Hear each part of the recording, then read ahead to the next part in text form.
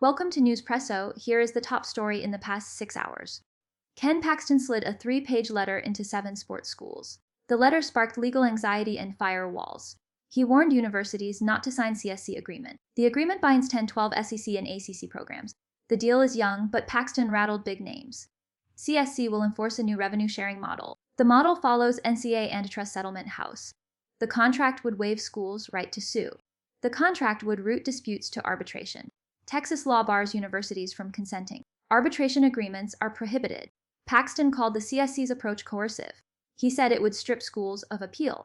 The letter arrived as Texas Tech's counsel sent. A counter letter urged the Tech Board, reject the agreement outright.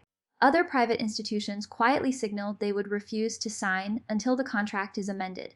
The CSC's documents were circulated last week, giving schools only about 2 weeks to respond, so the letter came at a very early stage. The stakes are high. If the CSC cannot lock in legal protection, the entire enforcement framework could collapse like the NCAA's old rules did a few years back.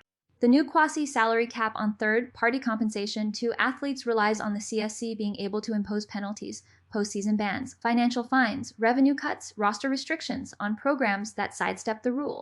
The act is a step toward giving the Department of Energy the authority to work with the Department of State, the Department of Defense, the Federal Bureau of Investigation. Meanwhile, lawmakers in the House are gearing up to vote on the SCORE Act next week, a bill that would hand the NCAA and the power conferences legal authority to enforce their own rules, as well as the U.S. intelligence community.